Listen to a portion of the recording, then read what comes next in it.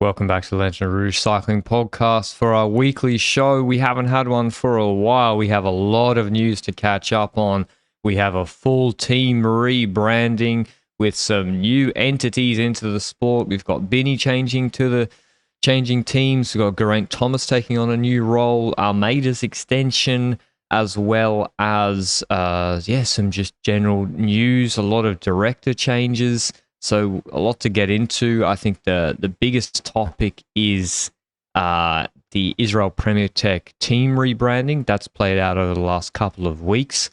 We're doing this early morning, my time. I sent Benji and Luke a photo of the coffee shop at 5:30 in the morning, and they sort of couldn't believe how many people were there. So I had to fight. No free ads, but big ice lattes got me. Time in Australia runs differently. The fact that every cyclist in Australia has to get up at like 4 a.m. to be able to get a 4-hour ride out before it gets too hot to ride your bicycle because you're going to burn to death outside. It's like the theory of relativity, but on the other side of the planet. But how are you going to... Europe never made sense to me. How are you going to... No politics, but how are you going to do a 4-hour ride starting at 10 a.m. and be an adult? I'm about to do that in 2 days. That's what a holiday is for, my friend. First of all, we're not adults. Secondly, we don't have real jobs. Mate, you're 45. Or kids. Yeah, I still don't have a real job or kids yet. So I've got cats, so that's enough. That's enough of a worry. I don't know how I got 4 feral cats. So I don't know how people do that. Yeah, 5 a.m. is a great time to start a 5 a.m. 5 a.m. is a great time to start a 4-hour ride. But Jeez, it's still early here. Anyway, new beginnings. I do think time zones are wrong. As in, the UK time zone makes no sense to me. The fact that it turns dark at 4 in winter, you just made the wrong time zone, right? Dude, when I was growing up in the UK, going home from school was brutal in winter. It was brutal. On the other hand, 2020 cricket after school in summer in twilight was magic, and playing tennis late at night. So with the vampires? Yeah, twilight. Yeah, exactly. They came and got me if I got out for less than 20. So the big news is Israel Premier Tech has evolved. So Benji's done quite a nice timeline for me here. On November 7th, Premier Tech, the company Premier Tech. Now remember, they were sponsoring Astana. They were there with Ugo and Jakob Fuglsang. I genuinely think it was the pairing of them. They were like, we want the megastar pairing of 45-year-old Fuglsang and Ugo. Was this before or after Ugo won a Tour de France stage? Before, right? Before, I think. Ugo's actually pretty good. Like as a climbing ruler, he's actually pretty good. But anyway, they were there. They came across to Israel with Fuglsang and Ugo. They announced on November 7th, Premier Tech, that they are stopping the sponsorship of the team. They said they took notice of the team's decision to change the name for 2026, but they said it has become untenable for us to continue as a sponsor. The same thing was coming out of the Factor CEO's his interview a few months ago. It just looked like there was no way Factor was going to continue because they couldn't activate the sponsorship in any meaningful way of the team. Do you think that there's a world in which Premier Tech stopping to work with Israel Premier Tech on November 7th, or at least announcing on November 7th, could be because the hashtag rebranding of Israel Premier Tech into the new name and potentially new team, will discuss how much changes in a bit? Do you think there's a chance that is partially because Premier Tech was already looking at other places when the new opportunity arose? When the rebranding arose? I think the team knew Premier Tech was like 90% going to be out from the Vuelta onwards. I think then Premier Tech was looking at what they could do, behind with other teams like Alpecin de Koenig, for example. They got no controversy there except the Urukai network. They they need money. They have Mathieu van der Poel, who's like guaranteed a monument or two a year and is pretty marketable last time I checked. So why not drop a couple of mil in there at Alpecin de Koenig if they're short of cash? Instead, actually, we saw Premier Tech has gone to create a Canadian bubble at Saint-Michel-Aubert. So Alison Jackson didn't have a contract renewed at EF. She has gone there, which was curious at the time. We thought maybe it's a Cannondale move because it's the same bike sponsor as EF, but actually then they've got a few Canadians going over. Clara Edmond, one of them to Saint-Michel-Aubert, which is the former team of Marion Bunel. It also has a men's Conti team. But so then Premier Tech go across there to have a few Canadians.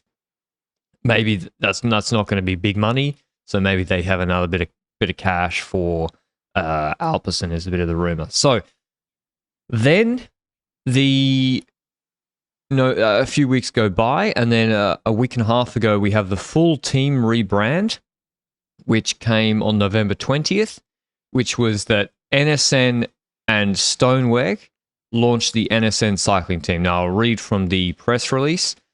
A new chapter, a new vision, the international sports and entertainment company NSN, Never Say Never, and Stoneweg, a global investment platform based in Geneva, Switzerland, have entered into a joint venture in professional road cycling to take over the World Tour and Devo structure ahead of the 2026 season. They don't even say the Devo structure of what?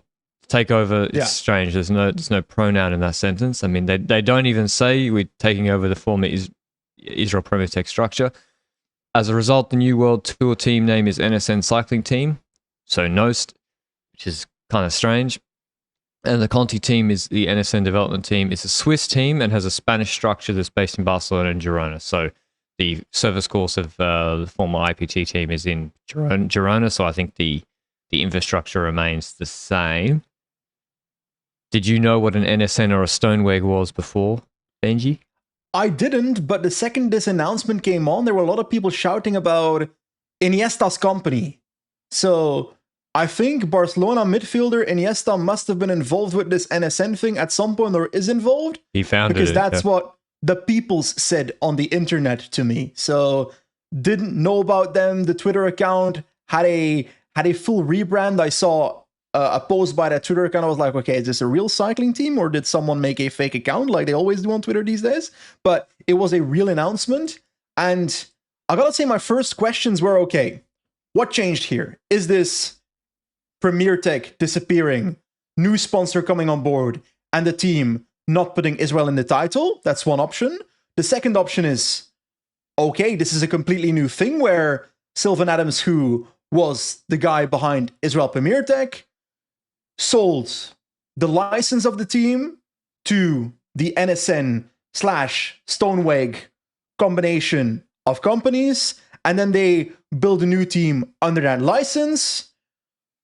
How much has changed here? Because that's also interesting from a Derek Gee perspective, because Derek Gee's announcement was about, he mentioned a cosmetic change of the team. This looks to be slightly more than a cosmetic change to me. Well, yeah, the contracts the team previously held continue with the new structure. So Can we explain that? Well, if it's a joint venture that's just bought like the ownership of the team, the paying agent might not have changed, and the contracts just stick with the existing structure and World Tour license. The World Tour license is not changing. You can change the jurisdiction of it, so they've changed that maybe to Switzerland.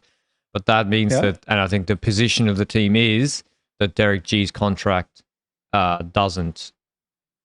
They have the same position as IPT on Derek Gee's contract. It sticks with the team, and they think he's still their rider. So that doesn't change too much for him. On the other hand, were his arguments to be that his position as a rider with the team was untenable when they were branded as IPT, I think the subsequent events from July onwards give a pretty strong support to his argument that it was untenable, given that they have changed the entirety of the team name, its structure, etc. So I won't continue with the press release, but it's apparently Sylvan Adams is completely out. There was reports. Do we know that for sure? Well, no, I haven't investigated the JV agreement or the sale agreement, but or if it's indeed a lease agreement. But yeah, apparently he's out. But then he was at the team camp recently when they were riding together. They were in Ecoy kit, but sort of unbranded on Factor bikes. But we'll get to the bike. They're changing to Scott bikes. That was announced this morning, my time. Well, yeah, that was just announced. So they're on Scott Bikes, which is a Swiss company, which is out at Q365. So the bike carousel puts them back into this company. It's a bit strange, isn't it, Benji? Don't you think? It is a bit strange to me. I'll be honest about it, because like when Sylvan Adams started this team, it was for a big reason to promote the country of Israel and to promote cycling within the country of Israel as well. So that's a major element of it. So I'm not exactly surprised about the fact that when that is untenable, that he then opts for selling the team instead of continuing under a name like Cycling Academy or whatever was on the UCI application list, for example. That doesn't surprise me. But the way it went so easily to find a new major sponsor for a World Tour team when all these other teams are struggling, that's what's weird for me. That's the thing. So it just this doesn't make sense to me, right? So yeah, Arkea come top 10 in the Tour de France with a French rider. They won a Tour de France stage last year with a top young French rider. They can't find a sponsor for love nor money. Like they cannot even continue. They're out. Other teams struggling for cash. Intermarché and Lotto with attractive riders. Bini just won the green jersey 3 Tour de France stages. Huge name, big draw. They got to merge with Lotto to sort of stay afloat or stay competitive. Lotto have got De Lee, they had Van Hills, Van Eedveld. They're an attractive team, I would say. They have good riders under contract for a long time. They have to merge. But then with 2 months' notice, the team with the most controversy, the most sponsor problems, the most like the brand or license you probably want the least. You've got the Gran Canarias saying we won't even host them, even if they rebrand, which the Vuelta, which I was like, listen, if you don't want to host the Vuelta because you run out of cash, just say it, but don't pretend like. I mean, what? So what? The team's now rebranded, and you still won't have them. If it's a fully new team with no connections to Israel, then it's logical that Gran Canaria should accept this team being part of that race, in my opinion. Yeah, we can debate the hypocrisy maybe from them as well, but yeah, exactly. I was like, what are they talking about? But that was the state of the team's brand image. You had Factor CEO giving interviews, the bike sponsor CEO. Yeah. The commercial reality was not good. And then in like a couple of months after the Vuelta, they found two sponsors willing to pay, or like, I don't know, whatever it is, 20 million, 15 million minimum a year to keep the team going. And like Stoneweg, I don't know how these, what is it, Stoneway, BlackRock, we need to start an investment company, Benji. What are we going to call it? It needs like a geology stone Granite Path. or Granite Path. Granite. No. Sapphire Star. I was like, so Stoneweg, so that's a Swiss investment Star company. Emerald. Star Emerald. NSN is like, it's always these companies like, what do you do? So it's an entertainment company. Now they do a lot of combined. So Stoneweg is the money. Because, and this is where it's strange, right? NSN is the only title sponsor, but they're not the money. Stoneweg is the money, but I guess Stoneweg might be invested in NSN, which is Iniesta's company, because no way NSN is like they organize a Barcelona against Real Madrid Legends match in Mexico. The financial records of NSN don't shout to me, I can sponsor a World Tour cycling team. No way. Like, to make that commit. So Stoneweg's the money, but they're not. They do so if you look at, say, the news on weareNSN.com, it's like Barca and Real Madrid legends to face off in El Salvador and Japan this November, and it's NSN and Stoneweg Places and Experiences will host the two matches. So they do a lot of things together already, and I would assume Stoneweg is invested in them. Who's invested in Stoneweg? I don't know, but it's like if you wanted, and now we get to Bini. This is where it really doesn't make sense, right? If you wanted Bini, the cheapest way to get Bini was just to sponsor Wanty. Yes! He was under contract on a lower contract amount. Yeah. So if you wanted, and so now the new team NSN has signed Bini on probably a huge new contract until the end of 2028. But you could have had him. So if you just wanted a team and Bini and Dali and stuff, you could just put money into the new Intermarché-Lotto structure who've been desperate for cash. You could have taken them for equity, anything, the last couple of months. And Bini's contract would have remained valid, so you probably would have paid less to have him in the first place, right? Well, if it stayed as Intermarché, you pay whatever his current contract was, which is probably below market. And even in the merge structure, which probably would have been his preference to stay in, he just wanted to get paid a bit more. But now they own a team. And that's the difference. Yeah, but you could have owned Intermarché-Lotto. They had much negotiating leverage if you're coming in with actual money. That's a fair assessment. I don't think they had much to play with there. So, yeah. Anyway, this is the new team. We got to talk about it. We got to talk about Biniam at NSN. Because, we've gone through the rebranding. It's now NSN Cycling Team. It's going to be that in 2026. It's probably going to have a light blue kit or something based on the logo of NSN. So that's my assumption. Kind of looks like the blue that was on the... True. Kind of looks like the blue that they had on the Leopard Conti team 3-4 years ago, roughly. That's what I envision as the jersey, roughly. But let's talk about Biniam going to NSN, because hypothetically, from my perspective now, if I look from Derek Gee's side, the team thinks he has a contract. Derek Gee probably won't step back and return. I've heard from the training camp of NSN Cycling Team that they don't expect Derek Gee to arrive there either. So it's starting to look like Derek Gee will ride for a different team or will ride for no team for the first couple of months of the year while the case is being handled, quote unquote. So I don't expect him to start for this team nor be part of this team in the future. The question then is, with Biniam joining this team, are we kind of doing a team preview for NSN accidentally? Yeah, I guess it's got a British core of riders. So it's got Blackmore, Stewart, Vernon. It's got a British core of riders who are quite good. Corbin Strong, I guess part of the Commonwealth core of riders maybe. And then, yeah, you got Bini coming in to just give them a real classics leader. They need that rider. Corbin Strong's probably, he's not that guy who's going to, get you a result and kind of able him. Fair. I was going to ask, what kind of classics leader is Biniam Girmay? Because I don't see him doing it in RVV and so forth. It's more the actual sprint classics like Kuurne can able him, right?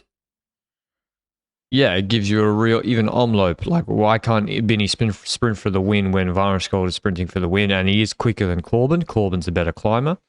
So, and then, Bini's a good rider. So I think he didn't have the best year. I think he can climb better than he was climbing. The way I see Bini in 2025 is that it was so bright in 2024, winning 3-stage and a green jersey at the Tour de France, if I recall correctly. As a follow-up of that, they want to keep sending him to the best races in Intermarché, but doing so is a mistake because he needs to go to the races that really fit him, is my take. And then, for example, Bini should be pretty good at the Giro parkour next year. I would sign Bini up for the Giro. Yeah, I think the Giro suits him really, really well. He can go for the Ciclamino. They can structure their whole team around winning stages with him. There's even a Swiss stage, even though it's a mountaintop finish. It's a Swiss team, sort of. So I think, Sort of. yeah. So like classic Yeah, Giro sort of. Vuelta is kind of the vibe I get for Bini. Vuelta is maybe a bit overblown to add that already, but that's how I perceive Bini's role within the team. But we can't forget Vernon is also a sprinting option for races, but the rest of the team is kind of just breakaway options for me, no? Like maybe even an ASCII I'd put more into a breakaway role than a classics leader role at the moment, because yeah, I don't think he stepped up to the point where he's like, okay, Luis ASCII's going to win Paris-Roubaix next year. ASCII's the perfect rider to have with Bini in a classic. So ASCII maybe it's going to be difficult for him to win Kerner or Omloop himself, but if you have him in a group of 15 with Bini, then you have a real chance to win with Bini, who has a really strong teammate. So I think it's Bini having a spearhead like that is always good. I like the idea of the Giro. I don't think it's going to happen for Bini there because NSN is a company in Barcelona. Where does the Tour de France start next year? Barcelona, the Grand Depart. So they're going to want to have their big guns. And like, I hope they didn't just come onto the team, but because there's a Tour de France Grand Depart in Barcelona next year. So yeah, I think Bini will be there. They can host an event with Stoneweg. It's low-key the case, to be honest. But anyway, I have the same take on Biniam. If Granite Path wants to acquire a small cycling podcast, and we can call it Never Say Never, go for gold. December 3rd, Scott is announced as the bike sponsor. I think that's also a logical follow-up because we saw Pinarello becoming title sponsor of Pinarello Q36.5. Pinarello, I assume, is also gonna be their bike sponsor if it's literally in their fucking name. Scott was the bike sponsor for him of Q36.5 before then. I think Pinarello was just used before 2026 as the mountain bike sponsor of Pidcock on the team, so they were all riding Scots in races, if I recall. Now it's Scott leaving Q36.5. That leaves an opening, I think, to join NSN. Seems all logical in terms of moving over as well. That was announced today as we are recording on the 3rd of December, but that's kind of it when it comes to updates, right? When it comes to NSN, I think we've gone through it all, right? Well, and related to Biniam's previous team, what's happening with the Lotto and Intermarché merger, there's an article from HLN that the date and location of the team presentation is set, but the UCI still has questions for them. So despite the first training camp beginning this Saturday, I believe, and the team presentation being in January, there's still a deadline of December 10th, which is kind of, maybe we're just misremembering, but I feel like there's a huge amount of uncertainty about teams, their riders, when it's a month until January. The first racing is not that far away in Australia. Yeah, that's very true. And this reminds me of, it's not the same situation, but it gives me echoes in my head from the B&B Hotels drama, which was at the end of November or start of December, where the team just folded and all the people were on the street. I don't expect that to happen here. I expect this team to start rolling, but the fact that they get so many extensions to get this done, I would argue that there's probably already enough in place for the UCI to put trust in the team, and the last bits are just small question marks. But on the other hand, it could also be that the UCI is like, come on, get this shit done because the season's about to start, and the team just hasn't had it done. So I don't know what's happening behind the scenes in terms of pure details, but it is a shame that it takes this long, that's for sure. But I don't have any other internal updates on the team either, so we're kind of just waiting until there's a proper announcement or UCI application happening. But I think we should go over to the next topic, which is Ineos, Patrick. Geraint Thomas, Impey, Viviani.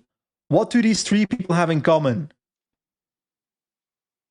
They all race together at some point.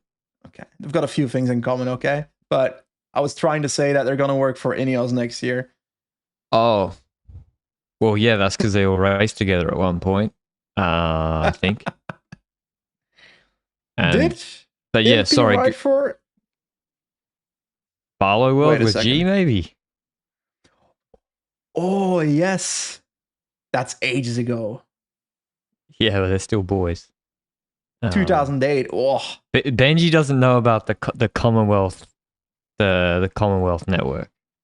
Mate. John-Lee Augustin accidentally riding off the side of a mountain in a Barlow World kit. That's what I remember about this team. Not this Froome, Cummings, Thomas combination story here for this team. Barlow World 2009 was stacked. They had Geraint Thomas, Impey, Robbie Hunter, Chris Froome, Steve Cummings. They didn't know how good they had it. Wait, is Paolo Longoborghini related to Elisa Longoborghini? That's my question. That's her brother. Brother. Today I learned.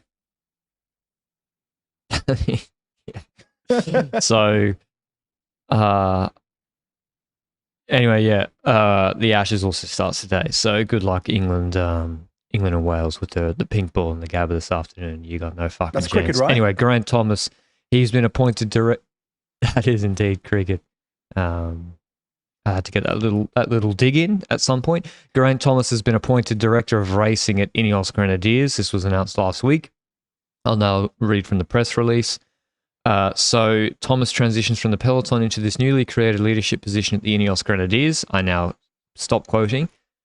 I think Zach Dempster was going to get this newly created position, but then he got poached by Red Bull into this position at Red Bull. We've already discussed that before. Yeah. And then I think they put Thomas up to it. Now, if Dempster had stayed, I have no idea how it would have worked with Thomas, because Thomas was always coming back into the team. He's part of the senior management team alongside, he'll work closely with Sir Dave Brailsford and Dr. Scott Draw. Geraint Thomas says he's passionate about helping the next generation come through to push the team forward towards winning Grand Tours again. So Dave Brailsford says Geraint typifies what it means to be a grenadier. It doesn't say what he will actually do in the press release. No. Exactly, like Director of Racing. I'm sorry. Director of Racing. All these teams have these lovely titles for people, and I swear if you check every single team, the role is different per team. So it's hard to assume externally what Director of Racing will include for Thomas. What do you mean? Director of Racing, at all the other teams, you're in charge of the rider programs and scheduling and managing the DS group. That's what it means. And it can include additional things depending on your seniority. It can include recruitment. It will include recruitment and whether you're a final decision maker or not. But like Grisha Nierman and Zach Dempster, like their roles sound pretty similar in terms of being like the heads of racing. Like they lead the DS group and the race calendar, etc. So and usually have a big say in recruitment, depending on the team. Gee's, I think Dempster was going to get this role, but Gee actually fleshes this out on the What's Occurring podcast. So I went and listened, and they did an episode the same day as this was announced, and where Luke Rowe asked him point blank, but what are you actually doing? And to your point about being in the car, I mean, Gee had just said, you need to push the staff to give 110%. I was thinking of getting my DS license to be in the car, but I was on holiday at the time. So he won't be in the car at least next year. And I think he said he'll be like an observer for a year, and he'll be helping the team to... So it's just a fighter jet flying to the city in front of me. He said he'll be helping the team go for Grand Tours. Yeah, it actually is. When it's not like every week 3 fighter jets go past like 500 meters from here. Yeah, Patrick lives on the Champs-Elysees, and they do like the French flag past his house. That's the reality. But like, that would be sick if they did that. If there was a tricolor above the ocean here, I would start speaking French to my extended family. It's hard to judge how Geraint Thomas is going to do in this role. At the end of the day, a year in observation role to observe what's happening in the team and try and learn from the surroundings to try and transition from rider to managerial role. It will take time to be super proficient at a role that you haven't done before, which is logical. I also assume that Geraint can bring some qualities to that role from throughout his career, but right now I don't see this as okay. Oh, this is going to bring Ineos to like star-studded Grand Tour winning material in a year. That depends on so many other factors and not just on someone being selected as director of racing. But I do think marketing-wise, it's a good thing to have Geraint Thomas still within Ineos. I think for both ways. So yeah, for Ineos, it's good to keep him as a figurehead. He's probably still more famous than most of the riders at the moment on the roster since losing Pidcock. It's also probably someone Brailsford can control. So he has someone he trusts there in the day-to-day. I think Brailsford's more back into the day-to-day. For Thomas, it's also good because it adds relevancy to the podcast and his other commercial things. He's still in the sport. So Broe is still a DS. And so for him, it also helps to still be working, and being on the ground at the Tour de France gives that relevancy. Do I feel like I've heard less and less about John Allard, who's supposed to be the CEO of this team, since Dave Brailsford is back? I don't know. Well, yeah, it's not in the press release. It just mentions working with Davey B and with Scott Draw. Scott Draw. So yeah, there's no mention of Allard in the press release. But it just might he might just more be in operations, and then G's working on really the racing. I think he did say he's going to be like the conduit between the management and the riders. I mean, you have to be honest. Normally, it doesn't work when you hire like a very talented, well-paid star straight into a senior role in sports. It generally speaking doesn't work. I think G leading the new Devo structure would have been the perfect place for him to cut his teeth. He could be a massive draw to get British talent in. You have G in the room when you're negotiating with English or British 16, 17-year-olds saying join the Devo team, which I lead. You have then a lower stakes environment where he can actually learn what it's like on the other side. But to skip straight to this, generally speaking, I always thought the shtick for what's occurring was that like they didn't know what was actually going on in modern cycling anymore. I'm not serious. Am I wrong? I agree. That's also how I perceived some of the podcasts that they've done. I'm not really an active listener though. But now to play devil's advocate, it can also be the case that people may appear and have a different persona on a podcast for entertainment purposes than how they are in an actual professional capacity. That can also be the case. Patrick in person is like, absolute evil. Like, pure Voldemort energy. It's not true. I'm worse on the pod. I have to be this is where you escape from the sadness of life and you start attacking everyone. I have to get all my digs in it on the pod. I get my digs in on the pod, and then in real life, I'm trying to be normal. The Ashes last year? Every 2 years. Fuck.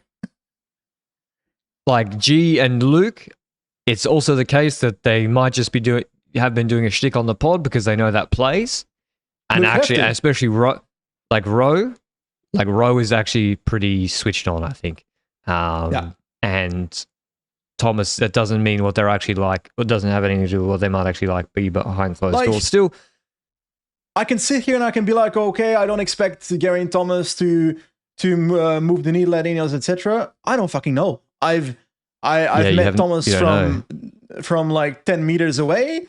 The one time he and I uttered words about each other was when he roasted me on the podcast on what's occurring about 2 years ago, I think, very roughly. So I don't really know him as a person. I don't know what he can do behind the team. I don't know what role he had in the last couple of years of his career towards being that glue already, because it might be that as a rider towards the end of your career, you're the conduit already between the management and the riders. So that might not be a new thing for Thomas then. It's just that rider planning, etc. We'll see next year what the competence level is. Because right now I can't say that. I don't know how influential he was into the managerial decisions in the last couple of years at Ineos. Sometimes it felt like a little bit too much, but guess we'll find out next year. I'll happily give him the benefit of the doubt and see what happens next year. The big problem is he's going to want to hire all his boys. So, like, yeah, I think it's tricky. Yeah, how do you, yeah, and we see that maybe Daryl Impey and Viviani come in, their sports directors. Ineos had to hire a couple because they just lost two. They lost Dempster and Cookson to Broe. I think Viviani, I think he could be a great DS, actually. When you hear Viviani speak about cycling, he's so switched on, so articulate. And also the human side of cycling. Yeah. Not just what happens off the bike, also what happens on the bike, how athletes should treat each other in the peloton. Like, the more I hear him talking in interviews, the more I respect Viviani. Does that make sense? Yeah, I think I agree. I think he was quite impressive during this last Vuelta, and he's a winner. Yeah. I swear there was an ongoing rumor that during the year where Gaviria and Viviani were both on the team of Quickstep, that one of the two defecated in the other's fitness bag. And I have looked at both riders in a weird way since I heard that rumor. Who do you think it was? I don't know. I mean, the last recent news about Gaviria, unfortunately, was that he was arrested in Monaco for being like four times over the driving limit at 1 p.m. in the afternoon. This is the day after Caja announced him. Great advertisement. It doesn't mean he was the one pooping in another bag, but it was pee, and was it? But yeah, I don't know, mate. The stories about Quickstep in those days, boxing fights between riders. There's so much. Yeah, they won a lot though. So I think is that the culture you could create? Is that the culture you got to bring to a team? Piss in each other back and you win. I don't know. Yeah, they don't have a sprinter though, so that's kind of the problem. Is that you would expect Viviani to be part of the lead out, so maybe Welsford does go there. There's no news about Welsford on 4 December. So, like, if I was them, I would sign Welsford. I mean, what else are you going to do in the UA Tour sprint or other sprints? The and it's other like new potentially 1 or 2 stage wins at Tour Down Under, but the lead out isn't there at Ineos. I need to do my weekly Australia rant. Okay. I saw some of them. I saw some of the numbers, maybe from Benson, being like it's maybe on 200k for Welsford or something. What? Yeah. Everyone's like, Welsford doesn't perform in Europe. Like, okay, he didn't this year, but he has in other years. He crashed a lot. If there was some Belgian sprinter who'd won 6 World Tour races in the last 2 years, do you think he'd be still looking for a team trying to get a contract done in December? And people are like, well, actually, he's quite a limited sprinter. He's won 6 World Tour races. Most of the world, 80% of the World Tour can't win one. And we're how do we keep getting away with it? Every podcast, there's like 5 minutes talking about an Australian rider. It's ridiculous. It's ridiculous. It's time to stop. Okay. So we see lots of change at Ineos when it comes to the management. I've seen more DSs being hired than riders, I think, at this point, which is kind of ironic. Yeah, announced, but there will be other riders. I don't know if the Devo team's happening. Announced. Dave Brailsford has been riding more, at least on Strava, so I think he's more like back in. I follow closely. I was like, what does this impact the what's of the team? But you mean that the more he rides, the more he's involved? Yeah. Okay. So like the big meetings are happening in June, because normally he'll post like his first ride of the year on Strava around when like the recruitment final meetings are happening before the tour. I'm being serious. That's how I interpret it, at least. But yeah, I think.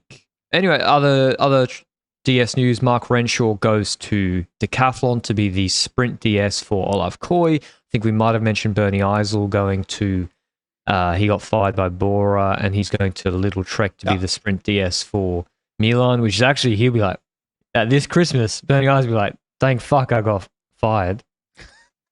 I go from the Broe, whatever's going to happen there with Jordi Meus being disrespected. I get to be Johnny Milan. Imagine being his DS in the Giro when he's sprinting against me and Arne Marit. Just push pedals, like, Milan. Milan smash. Yeah, just like, sprint. What do really you have hard. to tell them? What do you have to tell them? Get in line, sprint. Maybe he could revolutionize the lead-out train by not having a 5'5" person ahead of a 6'5" person as the last man. But Eisel was part of the Cav lineup, right? In P3 or P4. So he'll be with the little Trek lead-out, I would assume. So lots of DS changes. But yeah, we'll see. I mean, we're still waiting. We can't do the Ineos preview. They have 22 riders announced. We can't do the EF preview because they have not like 20 announced. Alpecin only like 18 announced. Is there an Ineos Devo team? Is Intermarché-Lotto? This is for December. Christmas, I believe, is in 3 weeks. So it's still a lot of things up in the air. I went to a Christmas market, Patrick, in Oxford. And I got to say, Oxford, you'd argue that is a pretty big city in UK, right? Like very renowned. You'd expect that if you go to a Christmas market there'd be like at least a few stalls, right? 3 fucking stalls that were open. 3.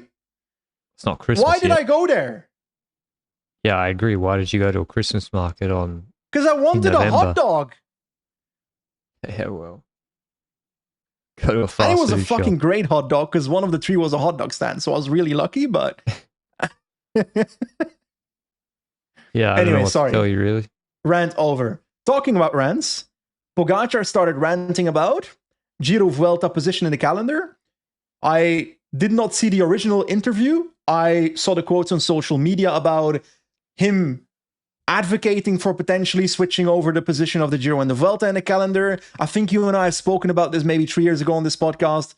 Spent half a podcast fighting about the position of Giro and Vuelta in the calendar, the weather conditions in those months affecting stage of the Giro in May, for example, but also the Vuelta where it becomes too hot in certain years on certain stages. Is that because it's in a certain part of the calendar? All those factors. We also had discussions about Paris-Roubaix moving to the end of the year on our podcast back in the day, but about this Giro Vuelta stuff. At the end of the day, I think Adam Hansen even yapped about it in the media the last couple of days. Isn't it as simple as the fact that RCS will never, the organizers of the Giro, will never accept switching the Giro and the Vuelta around because the Vuelta is less popular among cycling viewership than the Giro? I mean, in terms of position of the calendar? Yeah, I mean, by the Vuelta, you got pretty big fatigue, right? Yeah. So I was almost dead. Yeah, by the Vuelta, yes, you have a better start list. You have bigger riders that always go because they can just go after the Tour. And if you're a GC rider, if you don't do the Vuelta after the Tour, there's not many stage races that suit you. Yeah, it's crash out, whatever. Yeah. If you crash out of the Tour, it's the backup. And if you crash out of the Vuelta, it's no big deal. You got all off season to recuperate, is how they see it. And if you crash out of Giro, it's also the backup. Exactly. Because you have the risk time of doing to the get Giro if back you crash out is of the Tour. So, and also I think the Italy National Day is on June 2nd.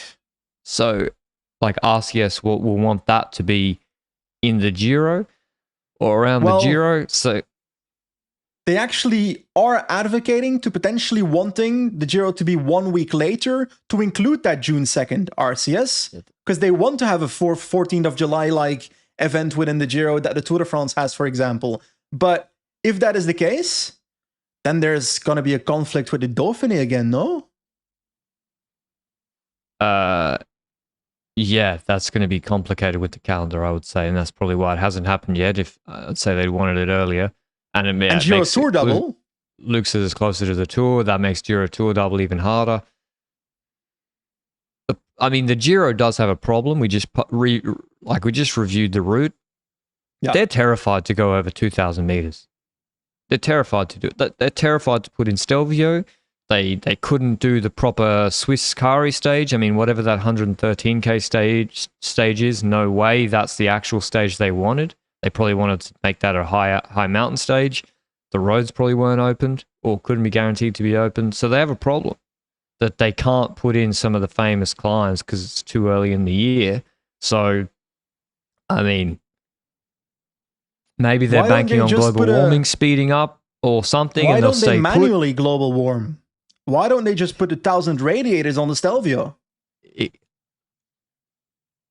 Loki, how hard is it to move some of this fucking snow? Honestly. Like, surely... And yeah, it's and not like that, Adam Hansen, like by if May. the riders are cold, put a fucking heating on the climb. I'm not talking about when it's snowing. Wait, I mean when it's... what if you put a built-in heating in a bicycle? Yeah, I mean, if it does get hot, doesn't it? Like the drivetrain. But why, if it's not snowing and it's like 3 degrees up there, why can't we clear the snow? But then the downhill will be icy, so then the riders won't ride it. True. Yeah, well, the solution then is to move the date, or just I don't know. Or do one stage in Spain before flying back. Yeah, whereas the Vuelta in May, calendar-wise, is perfect. You can do all the climbs. Hot take. Does the Giro need to be in Italy? Why don't you just do the entire Giro in Spain and the entire Vuelta in Italy? The entirety of the Giro should be in May in in California and Arizona. I would not really in Australia? Like that. Nah. How cold does it get in Australian winter, which is July-ish? Pretty cold. Depends where you go. Big country. I mean, there's snow still right now. I think Oscar Onley was walking in the snow 2 weeks ago in the Victorian Alps. So at the back end of winter. And now he's hanging out with Plab's cows, right? Yeah. He's doing the Tour of Bright. The Tour of Bright's never had a better start list. Oscar Onley, Luke Platt, Brody Chapman. It's out of control. For people like me and 99% of this audience, what the fuck is a Tour of Bright? So Bright is a region in the Victorian Alps, and it's just a beautiful place to ride your bike. Like the weather. You've got Alps. Yeah. Got big climbs. I'm pretty sure someone messaged me, and he's clued onto my system. He's copied my system, my off-season system. Adam Yates, not yours. Someone messaged me. They spotted a UAE rider on Springbrook the other day. And who would it be? It was Adam Yates. Okay. So they've cottoned on to the Llanfredeno Queensland coast system. That goes up to 1,100 meters from sea level. Like, right, you can go from I'm looking at a city, and you can go up that, and you can do it in like a 70k return ride. So why am I doing an Australian tourism plug? Anyway, Tour of Bright, like Bright's a great place to ride your bike. That's why they're going. Got good climbs, no traffic, whatever. I actually don't. These riders, I feel so sorry for them. Now, I actually going to continue my rant. You're not going to interrupt me. You get the next topic ready. The riders earn a bit of cash, right? They do. They earn good money. Their job and their next season, like the off season, is not actually that long. It is the off season really does dictate what your spring looks like. This is not rocket science. If you have a really good big winter, it's handy for spring. If you hit a post car like Remco, then your spring's fucked. No, seriously, and that fucked his seat. And Van Aert with the rehab and the Vuelta after, like it hurts your next season. And then I see them training in like boring Carpe, and I'm like, come on, man, go to California, go to Australia. Like Oscar Onley's got the system down, and then you can get a big. Like good weather, good food, good coffee, whatever. Anyway, I can't believe more don't do it. It's crazy to me, but anyway. Have you ever fought a kangaroo? Nah, I've fed them. But also because, your family will have more fun here. Anyway, that's... what's the next topic? The next topic is... This is actually G. That is the one thing in G's podcast I 100% agreed with.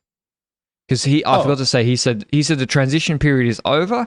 Like they got to win now. They want to win the Tour in 2030 or the next 3 years.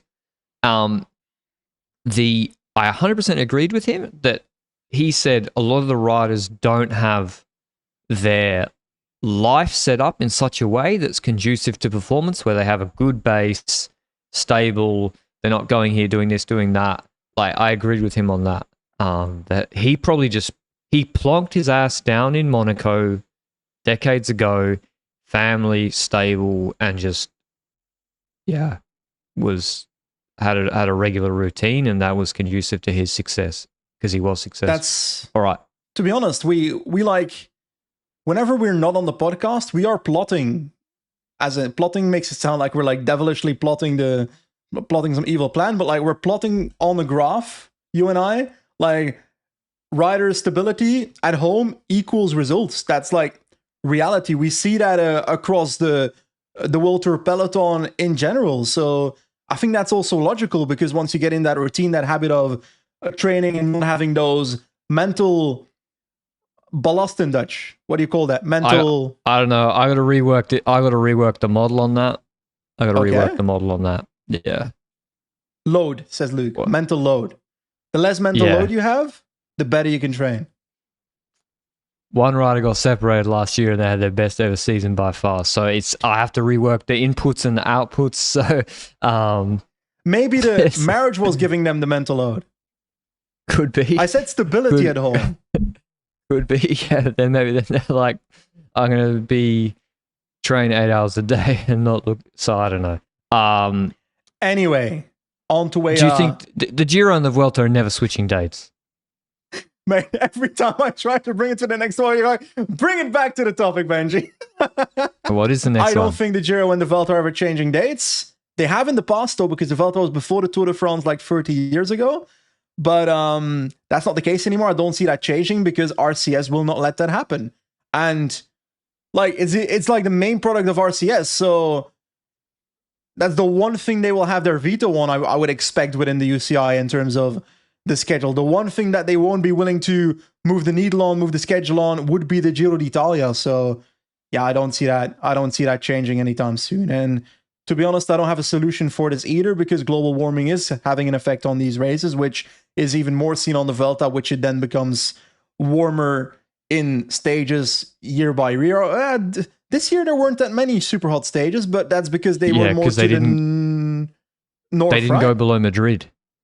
They didn't go. They didn't go to Valencia. Are adapting, yeah, and it's making the parcours slightly less interesting. I think slightly is maybe an understatement for the Giro, though. But yeah, for the Giro, it does affect it pretty badly, I think. But yeah. Anyway, on to a less captivating topic.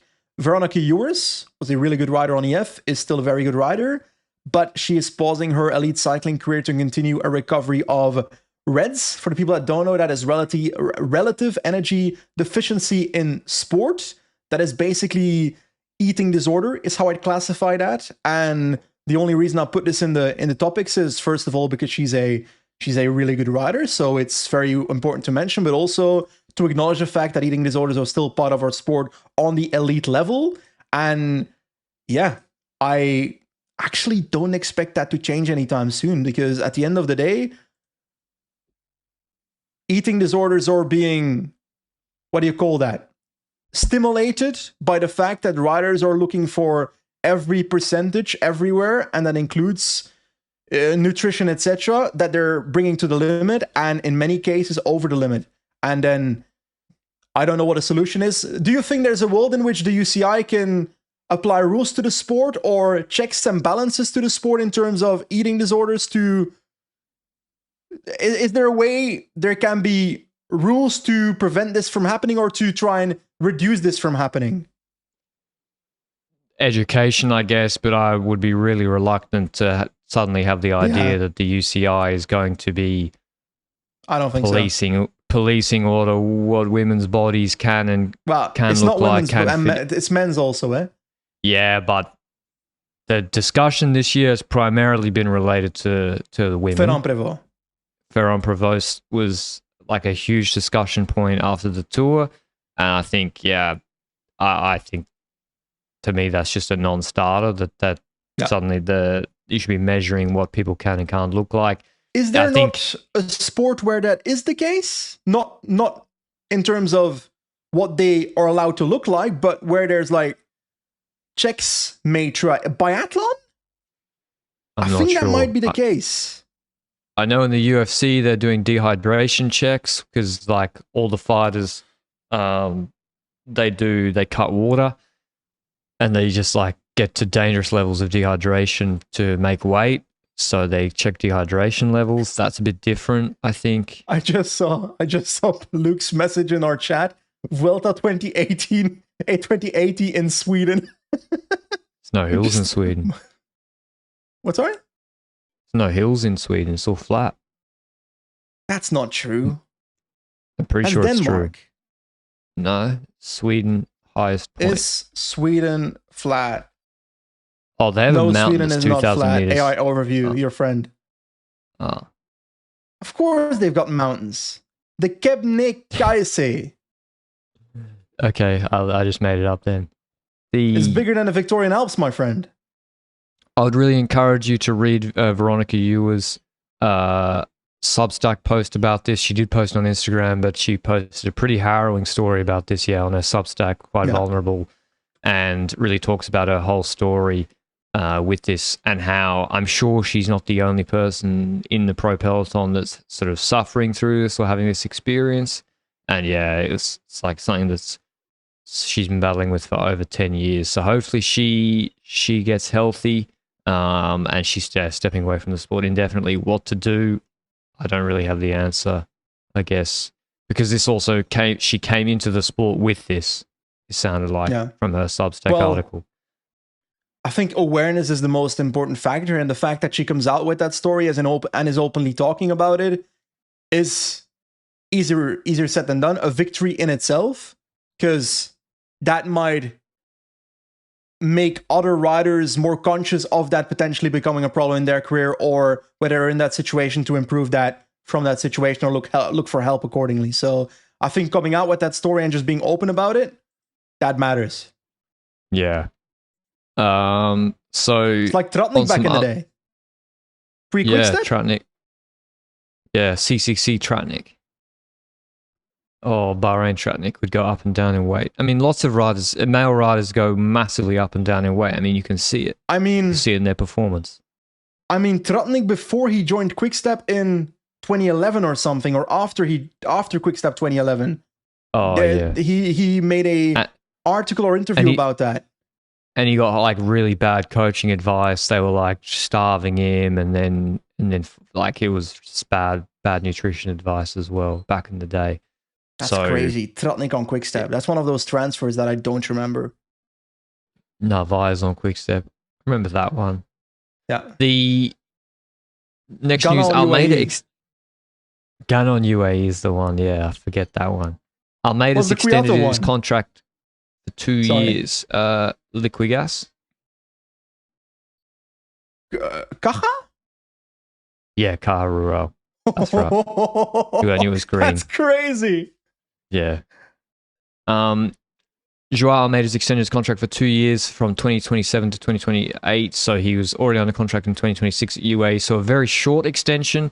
So why is that the case? Because Almeida's smart and his agent is smart. They're like, why would we lock him up until 2030 when salaries keep going up, when he's out of contract again? So he'll be negotiating probably in the winter of 2027. And so he will be 29 years old. And so he can get another monster contract rather than signing a 4-year contract, negotiating when he's 31. And also, they probably want to see what's happening at the team in terms of, Del Toro, Pogačar, Torres, etc. Yeah, I think that's like Del Toro, Pogačar, etc. Torres, I don't put in that category yet. I need to see confirmation of that within World Tour, etc. So I'm more waiting on that. Maybe we see Ramirez, the dev guy, jumping up and being a future Del Toro. That's too early to tell, but he looks really, really bloody good on a bicycle. So that is that. I will say, however, I think Almeida grew to his best level on a bicycle in 2025, and it doesn't surprise me that he extends with UAE when he's had Almeida went from doing the Giros multiple years to now riding the Tour de France alongside Pogacar, then doing the Vuelta. So I think they are respecting every decision he wants because he didn't want to continue doing Giros after 2024. He wanted to change it up, and the Tour de France was the next step, and they were perfectly fine with that as long as he then helps Pogacar do that, which also was fine for him. I think UAE and Almeida have been a good combination, to be honest. And he won 10 World Tour races this year. And I think that's only going to... I don't expect him next year to deteriorate from that level. Yeah, maybe less races. He did have good scheduling, Basque Country, Romandy, and Swiss. So it wasn't against, particularly in Basque Country, it was against pretty soft competition. But, I mean, Giro 3 World Tour stage races. I think Giro next year, yeah. But like, you're right, 2028 is like the perfect year to then... You said monstrous contract. I'd like to believe he's already on a pretty monstrous contract, relatively. What do you reckon he's on? Ooh. What should he have signed for if you were him? Looking around the market, thinking about GC riders, the first numbers that pop into mind is 3.5 million for me per year. I'm thinking that's More? where I'd start. And now I'm thinking, yeah, but you don't get to lead the tour. So now I'm thinking 4.5. There's got to be a premium that you are the third best GC rider in the world, and you're not allowed you're not allowed to lead the tour. When Little Trek would be desperate to have you, a whole host of teams would be desperate to have you. And like, if a user can get a 3 million per year contract at Little Trek, then Almeida should be getting a 5 million contract. Well, Ayuso's total annual cost is 5. Wait. To Trek. 5 years at 3 million plus 10 million, no? Yeah, so the total annual cost to the team that they're paying is 5 million. Oh yeah, you can... Do you think they internally also look at it in the way of the total cost per year is 5 million? Or do they see it as the buyout cost is just on top, you know? Well, I mean, depends on who does the finances. You can pretend it doesn't exist, but it's money out the door. So yeah, I think Almeida. I mean, it's got to be minimum 4 after this season. Has to be. Yeah. But anyway, we'll see him at the Giro. Is our assumption. I assume so. Yeah. I mean, he just won like 10 World Tour races. Is the second most in the sport this year. So I still think But that doesn't mean he'll win the same next year. Did we do the UAE news about the World Championships? No, but then I started seeing articles and tweets and pictures from people that they're building hills in UAE, and I was like, I'm going to give up on reading this. I've been shouting for years to build an artificial mountain, and now they're doing it, and now I'm actually not interested. It's off-season. I don't want to hear about mountains in UAE. It's so cringe. It's so cringe. UAE has the World Championships in 2028. Tim Merlier was like thinking it was going to be his chance, Sprinters World Championships, and apparently Merlier gave an interview. Apparently there's been a rumor in the peloton that they're building an artificial... They weren't allowed to use Jebel Hafid. Yeah. And then apparently they're building an artificial, like, proper climb on Al Hudirat Island, which is where they do the ITT sometimes in UAE Tour. Because obviously they want to give a chance to Pogacar to win, and we'll have another puncher sort of world champs or like a Imola course, which... Just make it a sprint, guys. Come on. Like, make sure you go to a desert on a day that it's very windy, and give me the Qatar World Championships all over again. I think that's the cringe part to me, is that actually I love the desert races because they have a unique topography. I do. I really like the desert races as a viewer because they have a unique topography and weather conditions, where the Al Mirfa stage is is box office. At the Al Mirfa stage, you do not get crosswinds guaranteed like that in any other stage across the year. Yep. And they have natural conditions like that to create incredibly exciting racing, not just... It is way too... Oh my God.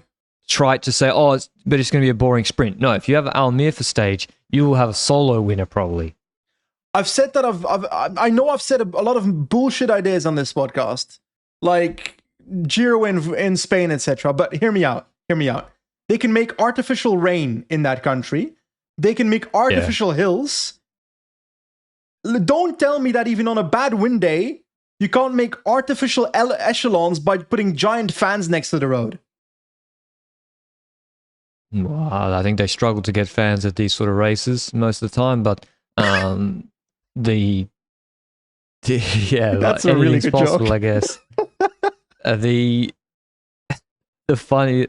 So there was a quote from Mark Matteo about it. Mark Matteo's weighed in, and he said, "It's crazy. This is a crazy quote." And this is the sort of quote that, like, they get away with because it's in French, like no one cares, or Italian. Like some of the Italian quotes always from directors is crazy. But Matteo says, "I'm not an ayatollah of ecology, but they cannot be doing this," or something like.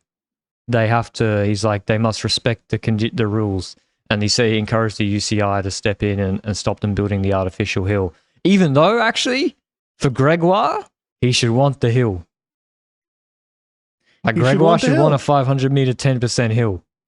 So that's true. Maybe that's true. Matteo's just standing on principle, but we'll see what happens.